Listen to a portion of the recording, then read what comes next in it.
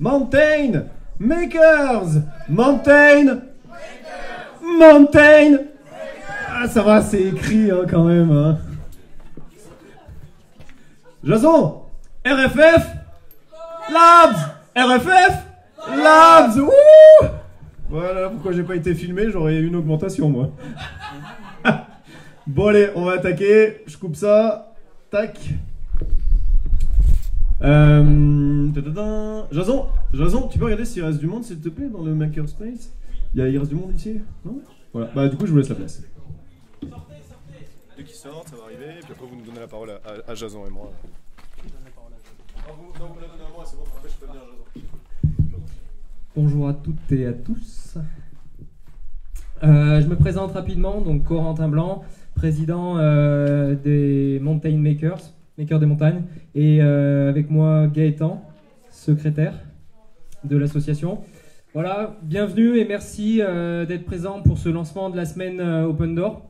Un petit moment particulier pour le lancement, on laissera la parole à Alex et puis à Jason. Voilà, merci d'être venu. Et puis on refera le point ensuite ensemble à la fin de la semaine, tous ensemble.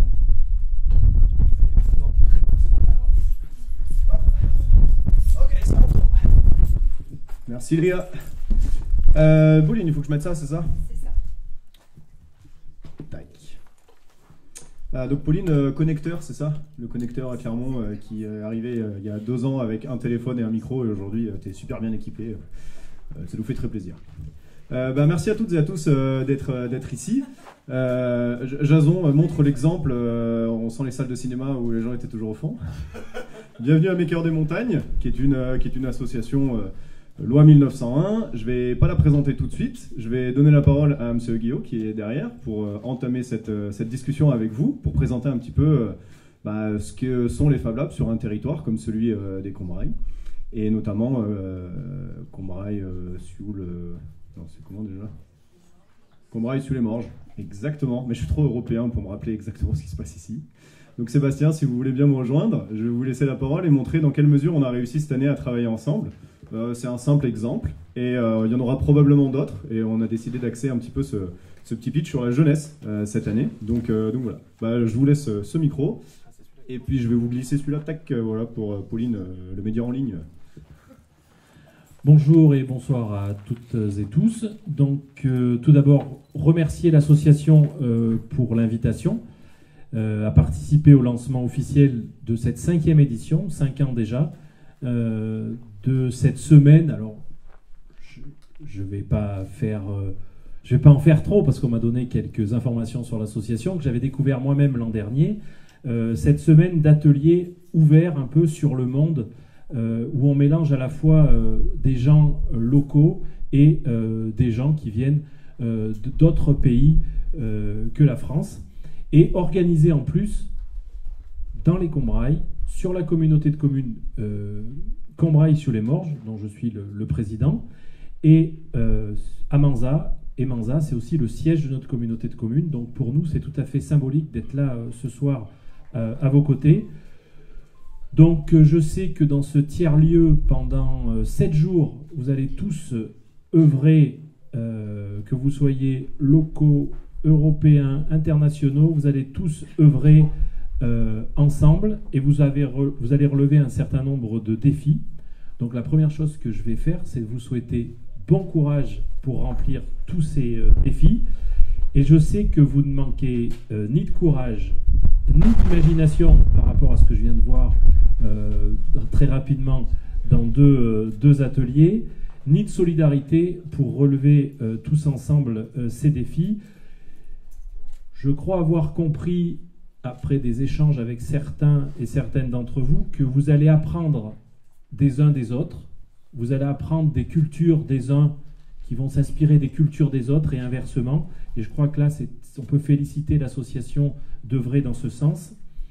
Vous allez découvrir certainement de nouvelles manières de travailler, de nouvelles manières de fonctionner. Et puis surtout, vous allez faire preuve d'une grande solidarité, parce que dans cette association, je crois que la solidarité, c'est le maître mot. Et vous allez apprendre de nouvelles manières de s'entraider. Souhaiter bien évidemment la bienvenue à tous qui venaient des quatre coins d'Europe. Bienvenue aussi alors, à ceux qui viennent d'autres Fab Labs en dehors des Combrailles. Donc là, j'ai Murat, monsieur, vous m'avez dit, c'est dans le Cantal. Quelqu'un qui vient de Malosa. Voilà, donc voir que nous, dans nos Combrailles, on peut faire venir d'autres territoires pour travailler de cette manière-là et puis pour travailler ensemble, je crois que c'est tout à fait une réussite. Et puis bien évidemment, bienvenue à tous les locaux de l'étape qui ont bien voulu saisir l'opportunité d'échanger avec d'autres cultures et d'autres savoirs. La communauté de communes, très rapidement pour vous la présenter, c'est 29 communes qui ont décidé un jour de travailler ensemble. Alors, on les a un peu forcés à travailler ensemble. Mais depuis, on a appris aussi à travailler ensemble. On a appris à être solidaires les uns des autres. Et cette communauté de communes, aujourd'hui, a beaucoup de compétences qu'on retrouve dans les communes très urbaines ou dans des espaces européens de la même taille.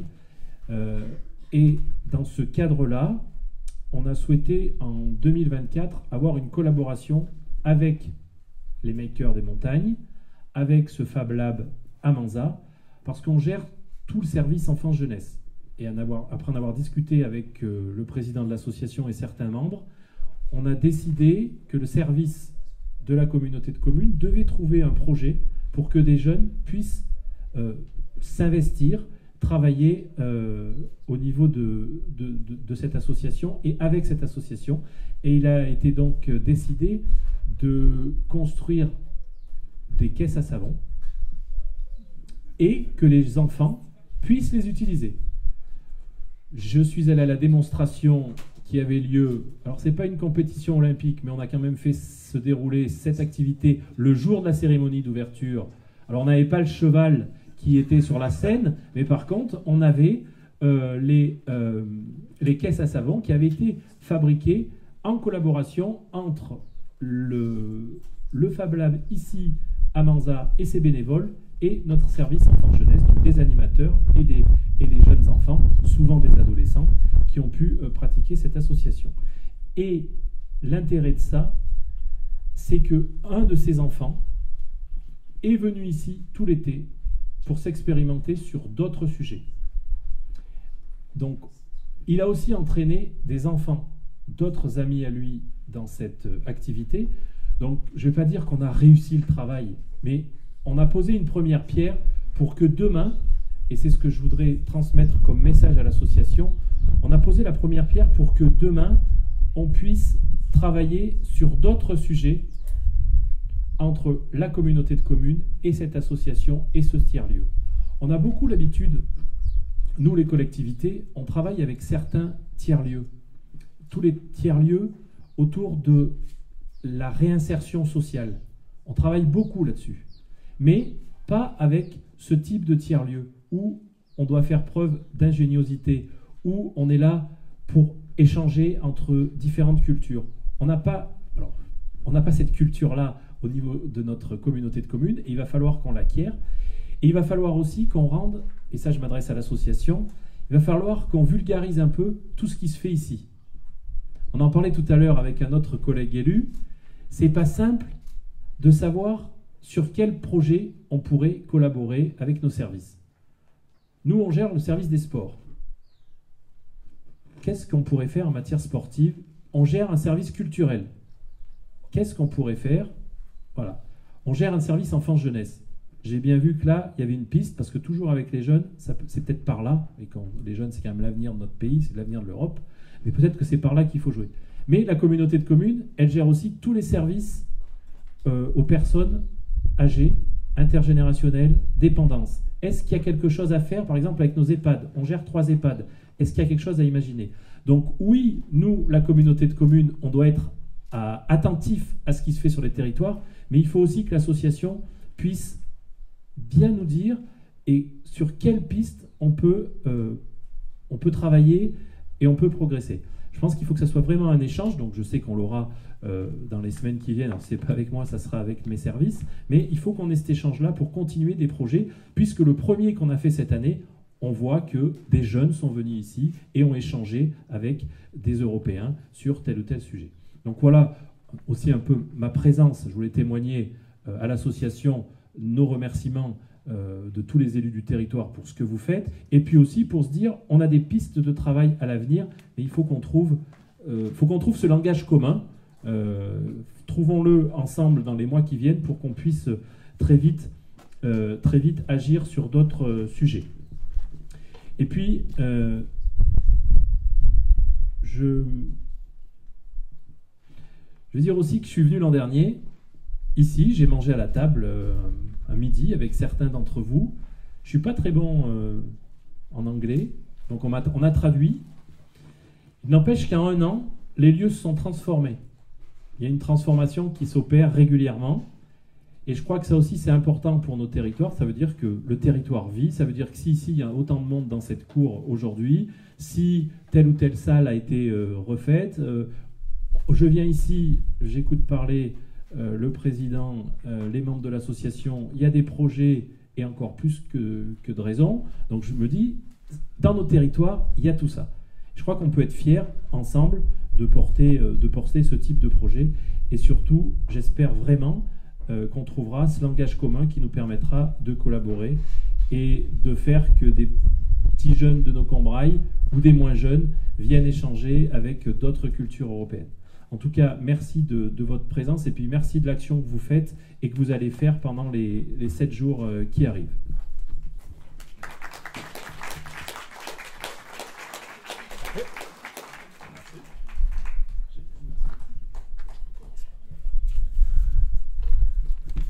C'est tout bon, Pauline? La technique? Merci beaucoup, Guillaume. Du coup, on va faire une petite session de talk, de discussion. Certains d'entre vous vont prendre la parole. On va commencer de l'international et on va descendre au plus local, si vous le voulez bien, pour vous montrer qu'on n'est pas les seuls à faire ce genre de choses sur ce territoire et qu'il y a une diversité de ce type de lieux. Jason, tu as une seconde? Yes, Kamata.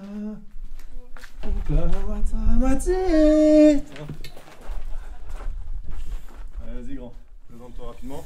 Bonjour à tous, du coup moi je m'appelle Jason Petiot, je viens de Belgique, donc bien plus dans le nord, dans le pays où le ciel il est pas souvent bleu comme ici, on voit plus souvent les nuages et moins souvent le soleil, mais du coup c'est bien pour ça qu'on vient dans le sud aussi.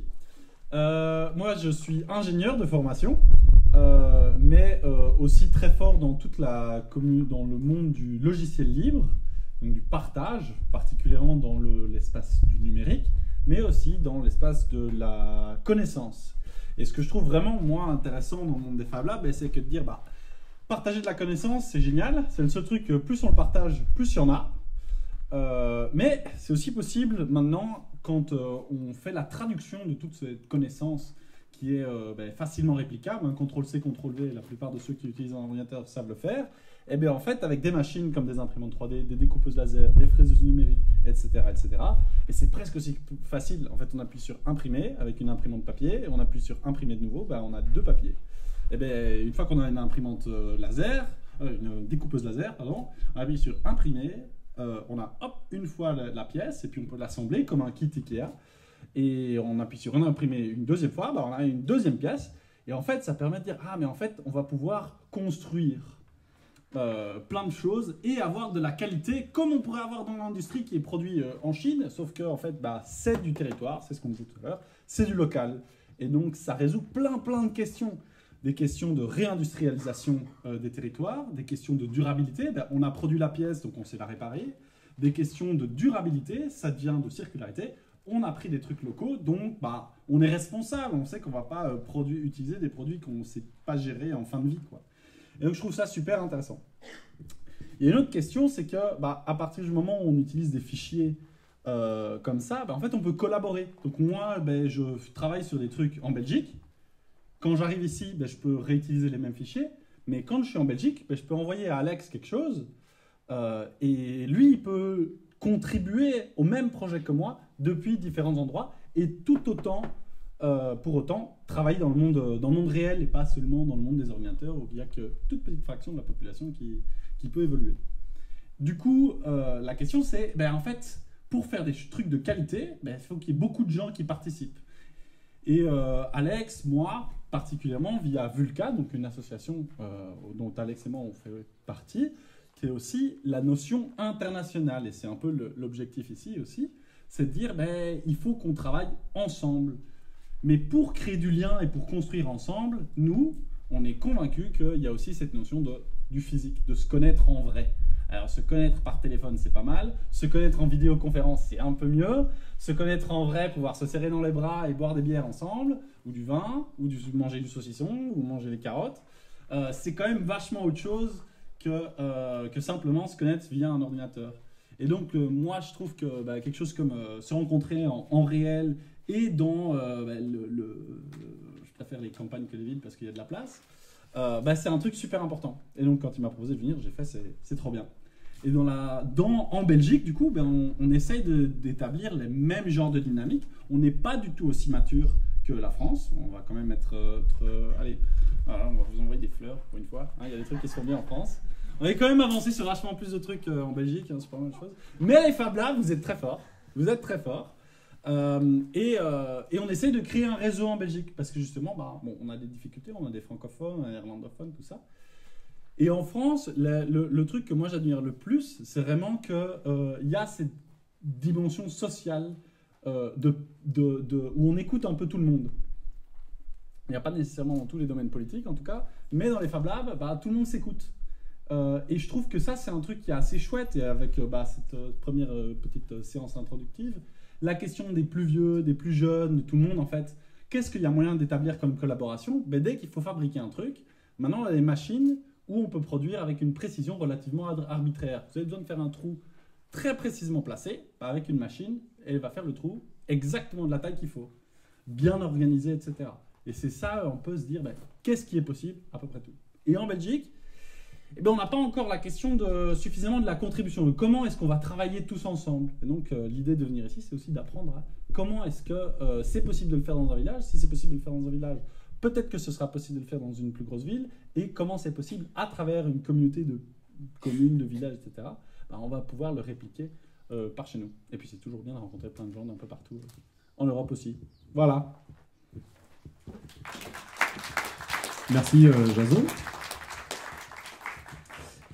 Du coup, on parlait de projets réalisés entre deux pays. Tu as très brièvement parlé du réseau français. En fait, c'est mon travail. Mon travail aujourd'hui, c'est d'accompagner la structuration du réseau des ateliers partagés en France. Comme je dis toujours, c'est un peu comme les clubs de basket. Il y a 50 ans, ils se sont dit « Oh, mais toi aussi, tu joues avec un ballon orange et tu mets des paniers à Nice, à Reims, à Montpellier. Viens, on se met ensemble et on dit qu'il n'y a pas que le foot dans la vie. » Voilà. Et comme ça, on rentre jeunesse et sport, on présente notre sport pour rentrer au JO, etc.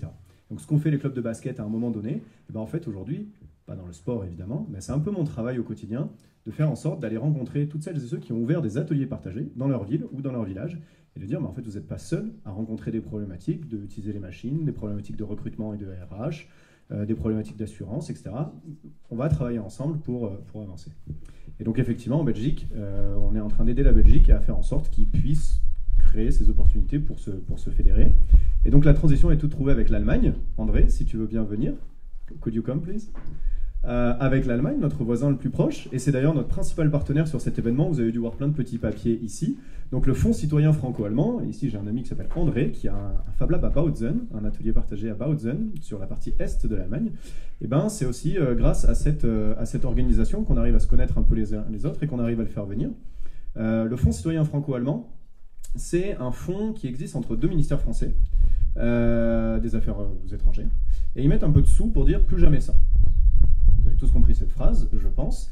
Et donc il y a un peu d'argent qui permettent à des Français et des Allemands de faire des projets ensemble. Donc ça finance beaucoup de jumelage, comme vous pouvez l'imaginer, mais ça s'est ouvert à plein d'autres choses. Et nous, on a envoyé un petit dossier en disant, nous, on aimerait faire une semaine de réparation, d'innovation, de transfert de connaissances, etc. Et donc ils nous ont financé 4 500 € si on dépense plus de 6 500 € sur la semaine. Voilà, vous avez tous les chiffres.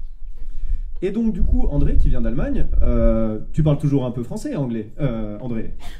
Oui, tu vas essayer en français, sinon je pourrais traduire. J'aimerais que tu présentes le baby-foot et comment on a fait entre le Portugal, l'Allemagne, la France, comment ton design a été fait ailleurs. Ok? Ok, c'est juste un exemple de projet alors. Et tu peux dire que tu vas aller faire du surf après à Mimizan. Bonjour, je suis André Murching de Bautzen maintenant. Je fais des études à chimie. Et aujourd'hui, je fais plus des choses de chimie. J'ai une autre formation que j'ai appris dans le réseau de savoir partager et des ateliers ouverts, en fait, où je retrouvais une nouvelle profession. En bas, j'ai fait des études très fondamentales, on peut dire basic research, fundamental research, sur la chimie théorique. Mais il n'y a pas un boulot dans l'industrie pour quelqu'un qui s'est occupé de la théorie vraiment fondamentale. Il n'y a pas une application de ma formation. Du coup, si tu ne veux pas venir professeur à une université, et comme ce n'est pas chacun qui peut venir professeur, bon, il faudrait que je me réinvente en manière de professionnel. Et j'ai eu un peu de savoir dans la construction, surtout sur la construction concrète avec le béton. Mais c'est encore plus facile de travailler avec des autres matières comme le bois. Et là, je me décidais de peut-être apporter mon savoir technologique que j'ai appris à l'université en manière de faire des simulations des réactions chimiques sur le métier du bois, dans la charpenterie, dans les ateliers où on travaille beaucoup encore avec les mains. Et chacun demande aujourd'hui que dans un monde digitalisé, on automatise la production là. Donc, je cherchais un chemin pour faire une contribution dans l'automation des métiers classiques. Et je trouvais ce savoir dans les ateliers partagés, comme ici dans les réseaux où on est ouvert avec le savoir. Pardon.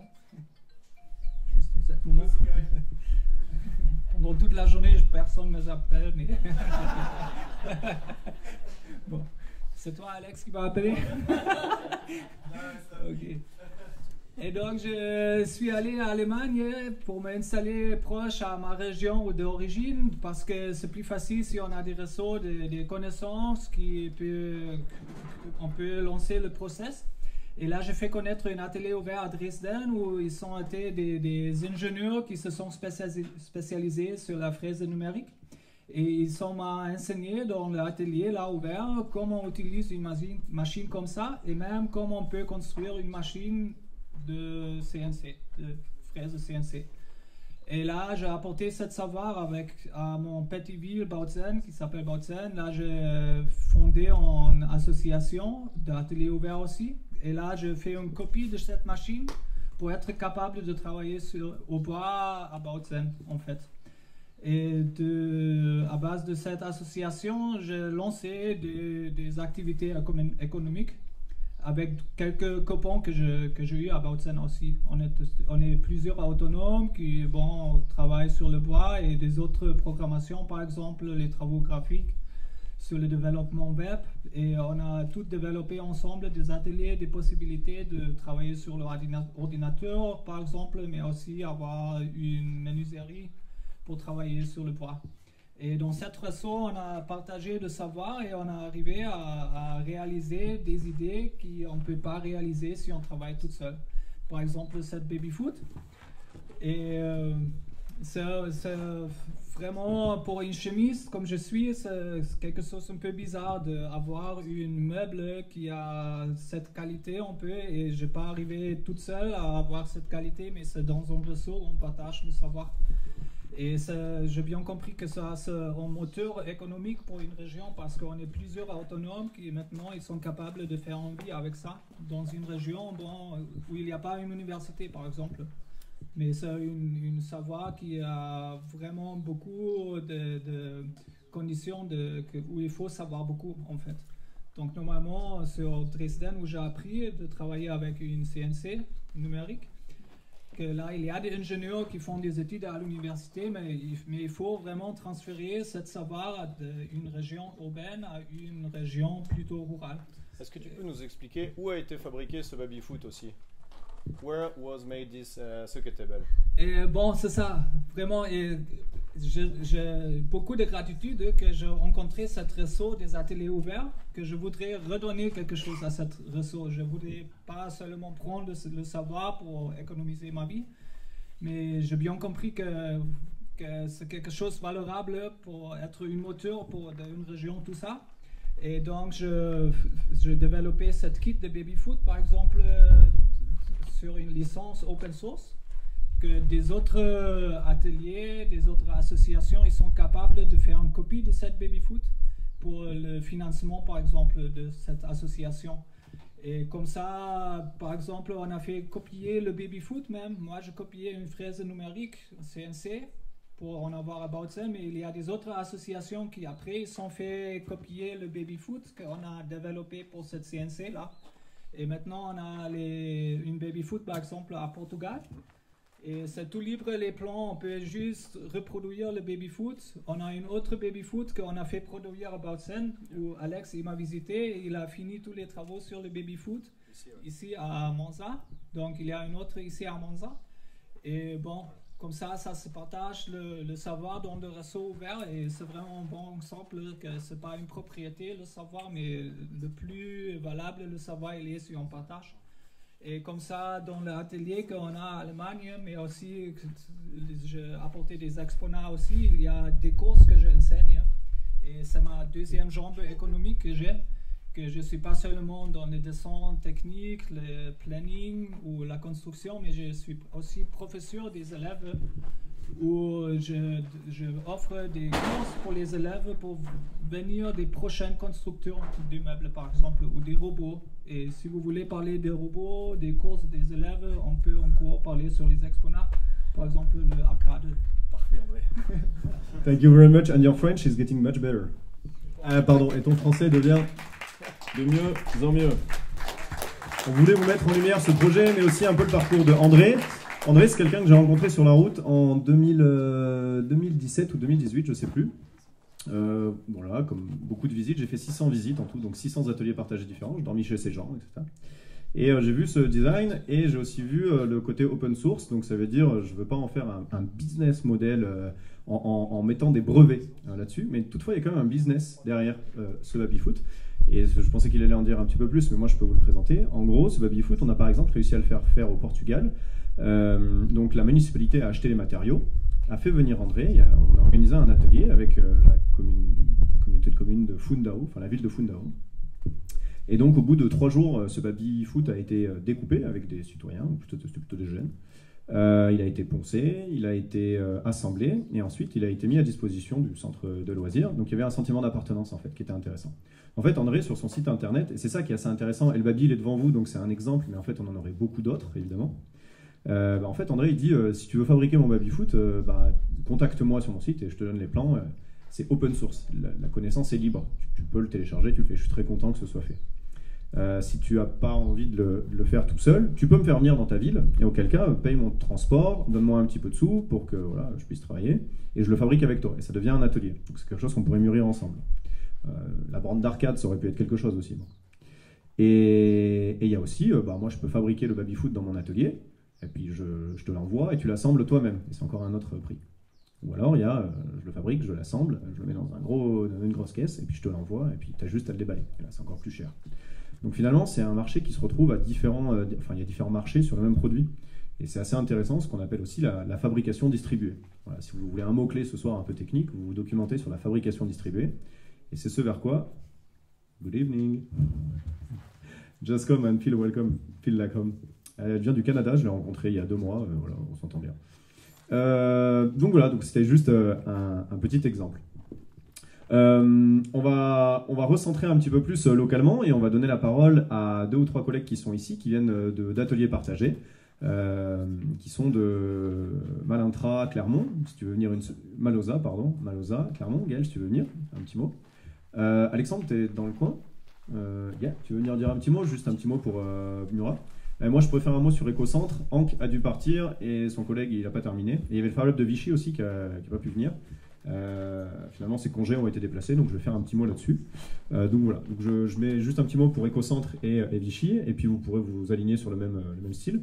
Mais en gros, dans la région, il y a plusieurs Fab Labs et plusieurs ateliers partagés. Venez vers moi, Pauline est en train d'avoir un arrêt cardiaque. Il y a plusieurs ateliers partagés. Vous en avez un à Vichy, par exemple, sans rentrer trop dans les détails. C'est une collectivité de communes donc, qui a décidé d'ouvrir un Fab Lab sur une vision politique. Il n'y a rien de pas bien ou il n'y a rien de bien, mais moi, dans mes voyages, je constate qu'il y a des forces et des faiblesses dans les deux. Donc, il y a assez d'argent pour acheter des machines. C'est un peu de difficulté, mais c'est jouable d'avoir des salariés. Donc, il y a un Fab Manager, quelqu'un sur la comptabilité, etc. Par contre, côté communauté, ça pêche un peu. Voilà. Le modèle plutôt institutionnel, c'est souvent un challenge. Ça n'est pas tout le temps. Mais il y a ce côté, voilà, on va rénover un endroit, on va l'ouvrir aux citoyens, et en fait, est-ce qu'ils s'en emparent? C'est toujours la question. Donc ça prend plus de temps pour avoir une communauté. Donc c'est ce qui se passe un peu à Vichy. C'est un peu le cas aussi à Varennes-sur-Allier. À Varennes-sur-Allier, c'est une SPL, et donc du coup, cette organisation est basée dans l'ancienne base militaire de Varennes-sur-Allier. C'était un aérodrome. Et donc ils sont en train de revaloriser tous les bâtiments, donc il y a tout un plan de développement économique. Et ils ont intégré un Fab Lab à l'intérieur. Et donc aussi, ils rencontrent les mêmes problèmes. Beaucoup d'argent de l'État qui tombe, parce que c'est une revalorisation d'un patrimoine d'État. Donc l'argent n'est pas un problème. Ils ont une équipe de 4 personnes maintenant. Mais par contre, côté public et communauté, c'est du travail. Alors il y a un vrai programme qui est fait avec Vichy, par exemple, un peu comme un programme de la bibliothèque ou le programme du centre de loisirs. Les gens peuvent s'inscrire, ils viennent, ils goûtent et ils s'en vont. Il n'y a pas ce côté comme nous on a où on fait les travaux dans un milieu plus associatif, plus informel. Et donc à Varennes-sur-Allier comme à Vichy, ils vont avoir beaucoup de collaborations que nous on n'arrive pas encore à faire. Je ne sais pas si ce sera notre vocation, mais avec Pôle emploi, avec Mission locale et d'autres organismes de ce style, où en fait c'est des groupes qui viennent et qui réalisent un atelier pendant un temps bien défini pour faire des robots, pour faire etc. Et parfois, dans ces groupes, il y en a un ou deux qui restent. C'est un petit peu ce qu'on a fait avec vous, avec la Comcom. On a décidé qu'il y avait un groupe qui allait s'inscrire indirectement, pas à travers nous. Voilà, ça a matché avec 1 sur 9. Voilà. Donc ça, c'est pour les deux autres modèles. Et ce qui est super intéressant, c'est qu'on travaille en fait beaucoup avec eux, parce que nous, pour le coup, on a une communauté. Et ça nous arrive parfois d'aller travailler avec eux là-haut, parce qu'en fait, ils sont littéralement mieux équipés que nous. Nous, on est des rigolos à côté, quoi. Donc voilà. Nous, Makers des Montagnes, on est une association, je vous laisserai la place après. Nous, on n'a pas trop d'argent. En fait, on a 20 000 €. Donc, on a réussi à se mettre à l'abri en 4 ans, pour vous donner un ordre d'idée. On a fait 2-3 projets qui ont permis de gagner un peu de sous et de se mettre à l'abri. Donc, on a un livret A, je crois on doit être dans les 8 ou 9 000 € qu'on a mis de côté. Et après, on a le compte courant qui permet de faire les investissements quotidiens. Donc, la première année, on était simplement sur les adhésions. On a eu 1 000 € d'entrée à peu près, si mes souvenirs sont bons, sur la première année. La deuxième année, on a répondu à un appel. J'ai des amis dans le milieu. Mais non, il y a eu un appel de la NCT pour que des tiers-lieux fabriquent des mobiliers, un peu de ce style, mais c'était des chaises, des tables pour des collectivités territoriales. On a travaillé pour tiers. Et en fait, les membres de l'association ont dit, allez, on se mobilise, et puis là, on fabrique. Et il y a André qui est venu nous aider, donc avec cet argent qu'on a touché de la NCT et des collectivités territoriales pour fabriquer des chaises, des tables, et j'en passe. Et bien, on a profité de cet argent qui est rentré pour faire venir André en résidence, pour qu'il puisse nous aider à travailler sur ces mobiliers, comme vous voyez, il est plutôt bon. Et on est notamment allé travailler avec les machines d'Écocentre à Varennes-sur-Allier. Donc voilà. Donc là, on a réussi à faire un peu d'argent. L'année 3, ça a été un financement Erasmus. C'est pour ça que vous voyez ces petits panneaux ici. Donc on a travaillé sur un modèle de Repair Café avec 3 villes, une en Espagne et une au Portugal. Donc on a touché sur cette année un peu plus de 10 000 € qui nous a permis de payer des billets d'avion, des logements, de la nourriture, du matériel. Donc voilà. Et là, on arrive sur cette 4e année. Et là, on est plutôt très, très heureux de voir un réveil des collectivités territoriales. Je veux prendre l'exemple à Saint-Georges, par exemple, où le maire nous a proposé d'organiser un Repair Café avec la mise en place d'un bar, d'un concert qu'il a géré, etc., par exemple. On a eu la commune de Manza qui nous a proposé de tout simplement demander une subvention, chose qu'on ne fait jamais. On n'a pas souhaité commencer par ce volet-là. Donc c'est plutôt des élus qui sont venus nous voir en disant, en fait, nous, on pourrait, en février, proposer de soutenir votre association. On comprend que vous n'ayez pas fait la demande, parce qu'on voulait aussi faire nos preuves, mais ça doit aussi venir de vous en disant, est-ce qu'on a besoin de ce genre d'organisation sur nos territoires? Et donc cette année, elle est un peu différente pour nous dans notre modèle économique, parce qu'on voit rentrer en fait des collectivités territoriales dans notre budget. Et donc c'est un petit peu ce qu'on a fait à travers le projet avec la Comcom d'ailleurs. Il y a eu cet échange, vous êtes venus nous voir, donc voilà. Et on a de plus en plus d'adhérents, donc ça c'est bien, on passe de 8 ou 900 € d'adhésion, on est dans les 2 ou 3 000 € maintenant, donc c'est plutôt très encourageant, on est à peu près 50 membres dans l'association. L'adhésion est à 35 €. Voilà, à Ecocentre, elle est le même prix. Et à Vichy, j'ai pas le chiffre. À Ecocentre, ils sont 200 ou 300 adhérents. Par contre, ils n'ont pas de personnes qui viennent régulièrement. À Vichy, ils sont à peu près les mêmes chiffres, mais ils n'ont pas de personnes qui viennent non plus très régulièrement. Donc voilà. Et donc voilà, j'ai fait les 3 Fab Labs pour donner un peu une big picture. Toi, tu peux faire pour Acolab, je pense que c'est le lieu. Et toi pour Murat, du coup. D'accord ? Donc, bonjour à tous, moi c'est Gaël Aimé. Donc, je suis président d'un Fab Lab à Clermont-Ferrand. Donc, c'est un petit Fab Lab, hein, on est 35 adhérents.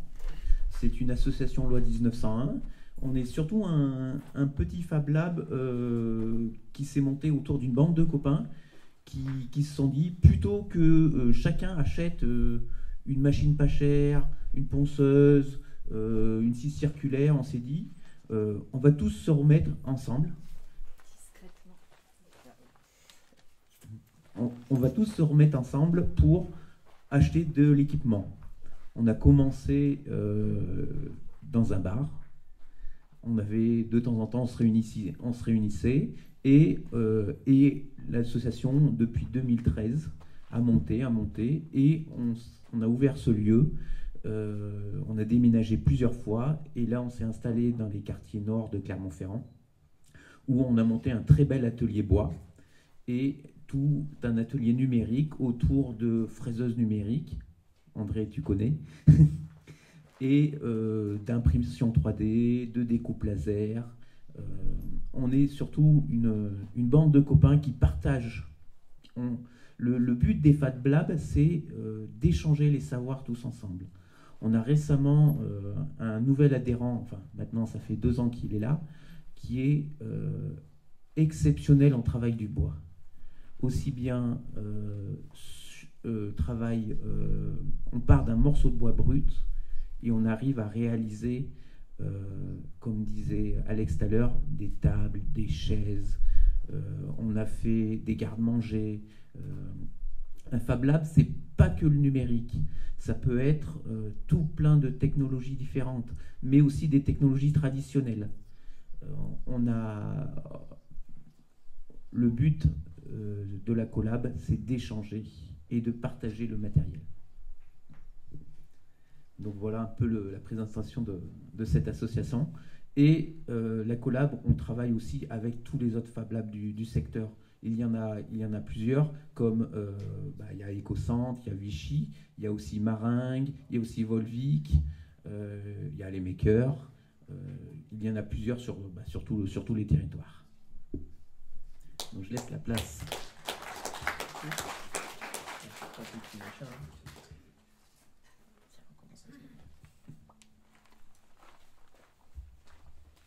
Hop là. Alors moi je m'appelle Alexandre Lejeune, je gère le Fab Lab d'Auter Communauté qui est à Murat, donc comme quoi, pareil, en zone rurale. Moi c'est simple, j'ai décidé de faire ce métier-là parce que j'adore apprendre, j'adore rencontrer des gens différents, j'adore faire des choses et j'adore partager ce que j'ai appris à faire. Et c'était l'endroit un peu idéal. Pour moi, comme on le dit depuis tout à l'heure, hein, on se répète un peu tous, mais d'une manière différente, l'échange des savoir-faire, pour moi, ça devait être aussi simple que quand on rentre dans une médiathèque, il y a des bouquins, on les emprunte, et voilà, quoi. Il n'y a pas énormément d'échanges d'argent, voire la plupart des médiathèques, c'est gratos, etc. Donc c'est pour ça que je suis allé dans le monde des médiathèques, et ensuite dans le monde des Fab Labs. Et c'est aussi pour fédérer des communautés, comme on le voit encore une fois, on est tous là réunis, pour échanger nos regards sur la vie, sur la fabrication, etc. Donc le Fab Lab que j'ai repris, moi au début il y avait un gros défaut, je trouvais qu'ils étaient trop axés sur le numérique. Il y avait juste des imprimantes 3D, une découpeuse laser, et moi j'ai dit c'est nul, parce que du coup les gens qui viennent, c'est que des gens qui veulent imprimer des trucs en 3D et faire des trucs avec une découpeuse laser. Il y a plein de gens qui se sentent exclus parce qu'ils disent bon non, ça c'est pas pour moi, c'est trop compliqué. Et du coup le premier truc que j'ai fait, c'est j'ai acheté plein d'autres outils pour que tout le monde se sente à l'aise et qui se disent tiens, ce truc bizarre, Fab Lab, qu'est-ce que ça veut dire, je comprends pas trop. Et ben c'est peut-être pour moi. C'est un atelier pour tout le monde, pour faire plein de choses.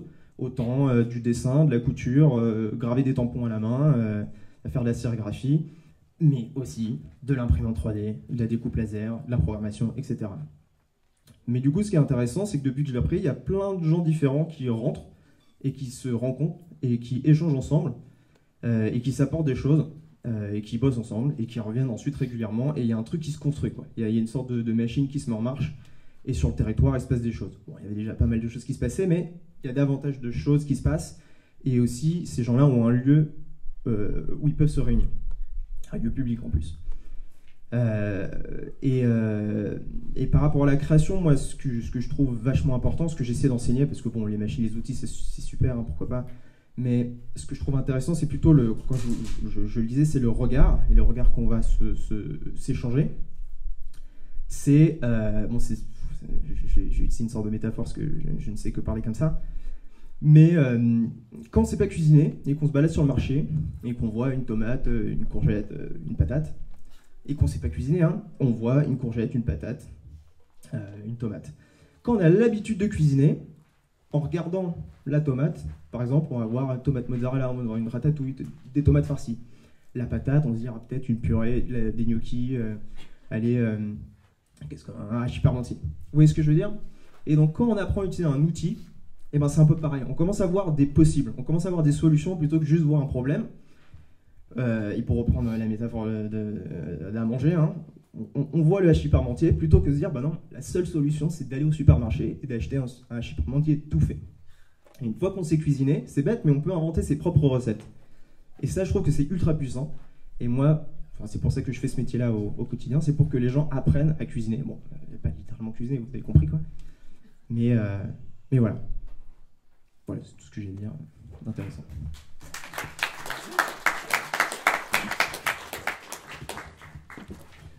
Merci Alex, merci Gaël aussi. Bon voilà, vous avez une big picture, une photo générale de ce que sont les ateliers partagés, je pense. Là, ça va être le moment d'aller boire un verre. On va pouvoir continuer de discuter avec tout ce que vous avez pu entendre et en espérant réveiller votre curiosité. Est-ce que toutefois vous avez une question, une remarque, une envie de prendre la parole? Auquel cas, c'est le moment de le faire et on peut tous bénéficier de la réponse. Sinon, je nous invite toutes et tous à aller tout simplement boire un verre. Voilà, donc si quelqu'un... Évidemment, Jason, j'en étais sûr. Et on l'avait même pas préparé, celui-là. Vas-y, Jason, dis-moi. Comment est-ce qu'on peut aider Mountain Makers? C'est vraiment trop cool. On peut venir fabriquer des murs. Non, en fait, si, c'est une très bonne question. Il y a plusieurs manières d'aider l'association. Et c'est pas très clair, c'est vrai, dans notre communication, parce qu'on n'a tout simplement pas un programme. Les gens qui suivent un peu les actualités de notre association, tout simplement, ils sont dans un WhatsApp groupe qu'on a créé, parce qu'ils sont venus visiter le chantier. Donc, il y a beaucoup de gens qui veulent nous rejoindre, mais en fait, qui nous écrivent en ligne, sur les réseaux sociaux, et on leur dit à toutes et à tous, il faut que vous veniez voir le chantier, il faut qu'on mange un morceau ensemble, il faut qu'avec les uns ou les autres d'ailleurs.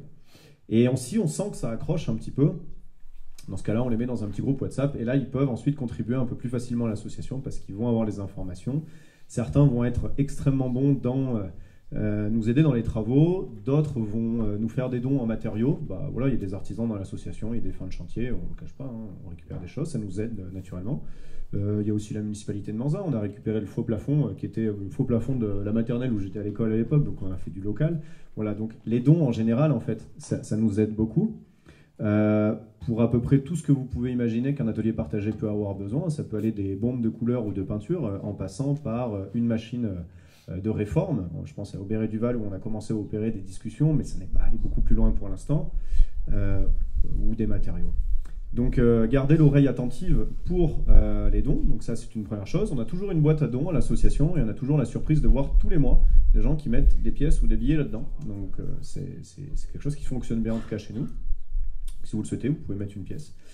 Et sinon, il y a aussi d'autres qui aident avec leurs compétences. Je prends l'exemple, parce que je le vois dans mon œil à gauche, Gaëtan, qui est venu avec un collègue à lui, il travaille au Aubert et Duval, donc dans la domotisation, donc l'automatisation du makerspace.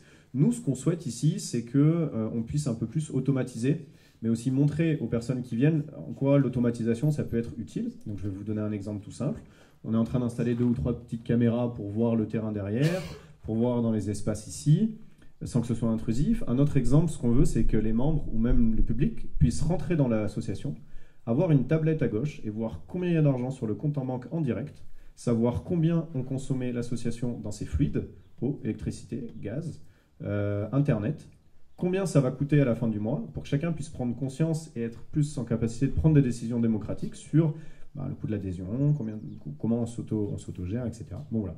Ça va être, c'est un travail qui va être à long terme mené entre autres par Gaëtan. Gaëtan, c'est pas celui qui vient faire le plus de travaux, même si tu en as fait, et on te remercie, mais c'est quelqu'un qui a réussi à emmener un petit groupe autour de la domotisation. Pour d'autres, ça va être de gérer un atelier, parce qu'ils sont passionnés par la couture, par exemple, et auquel cas, je pense notamment au Secours catholique, on s'est rapproché de cette association, parce qu'ils adorent faire de la couture, ils ont organisé des ateliers autour de ça. Donc on a ouvert ces espaces, on s'est aussi rapproché du département avec les conseillers numériques, parce que les salles municipales, des fois, c'est un peu aseptisé, donc ils n'arrivent pas trop à faire venir les gens, pas super équipés non plus en ordinateur. Nous, ici, ça va. D'ailleurs, je remercie un des membres qui nous a donné, c'est ADMV Informatique, là, qui nous a donné en fait, toute l'informatique qu'on a, hein, c'est lui qui a tout fait. Donc on le remercie, il n'est pas là ce soir. Mais du coup, maintenant, on travaille avec Marilyn, qui travaille pour le département, avec les conseillers numériques, qui vient ici une fois par mois. Donc voilà, c'est très divers et varié, les moyens de nous aider. Et sinon, j'aimerais que, d'un point de vue collectivité territoriale, on arrive à penser un projet ensemble, mais à partir de l'année prochaine, donc on commencera en 2026. J'aimerais trouver des acteurs du territoire qui sont prêts à mettre 5 000 € sur la table. Et nous, on va chercher le double en Europe. Et on fait des résidences de makers, comme on l'a fait avec André Pourtière, par exemple. Comme on l'a fait avec... je ne vais pas entrer dans les détails, mais on en a fait plusieurs, où en fait, on va localement chercher un petit billet, ce qui nous permet d'aller par exemple chercher le Fonds citoyen franco-allemand qui est ici. C'est un exemple, hein, mais ça peut être Erasmus ou ça peut être une autre fondation. Et on fait venir des résidents et on a une promo de résidents ici. Donc vous avez l'école maternelle, ils sont, je vais arrondir 100. L'école primaire, ils sont 100. Le collège, ils sont 100. Et nous ici, on en aura 10 tous les jours. Une promo tous les ans, on la renouvelle. L'idée c'est ça, hein, idéalement c'est ça. Et ils viennent de différents pays et ces communautés se côtoient. Et donc il y en a un pour la Maison des Artisans, il y en a un avec la Passerelle, il y en a un qui est en lien avec la Chambre d'agriculture et l'agriculteur, il y en a un qui est avec le collège, etc. Voilà. Ce qu'on a fait avec les casses à savon pour 10 jours, ça on le fait pendant 1 an, tous les ans, et on se dit, ok, l'année prochaine on retravaille ensemble, vous allez chercher 5 000 de chaque côté dans chaque asso, nous on va en chercher le double, et avec ça, moi je peux faire venir entre 10 et 12 000 quelqu'un sur 1 an, et qui sera un contact point technique pour toutes ces organisations qui sont un peu loin quand même de la technologie, de l'ingénierie, etc. Voilà, je vous le glisse, on n'est pas prêt, mais on s'est fixé 2 phases. 2020, je terminerai là-dessus je pense, 2020-2025, c'est les rénovations, pour accueillir les espaces de logement et de travail. Et du coup, 2025+, donc 2026-2030, les 5 années qui suivront, ce sera la partie extension. Donc là, on a déjà discuté avec José sur le PLU, ce pas des choses insurmontables, et on souhaite étendre le bâtiment derrière pour un peu plus de capacité. Voilà. Ça a répondu à ta question, mon très cher ami. Et bien sur ce, je vous souhaite un beau verre de l'amitié. Merci d'être venus nombreux et nombreuses. On était une quarantaine, j'ai à peu près compté, donc ça fait plaisir. Pauline, merci d'avoir fait le déplacement aussi. Je sens qu'on va avoir un truc top niveau. Donc voilà, et c'est tout. Bon appétit ou bon snack et bon apéro. Merci.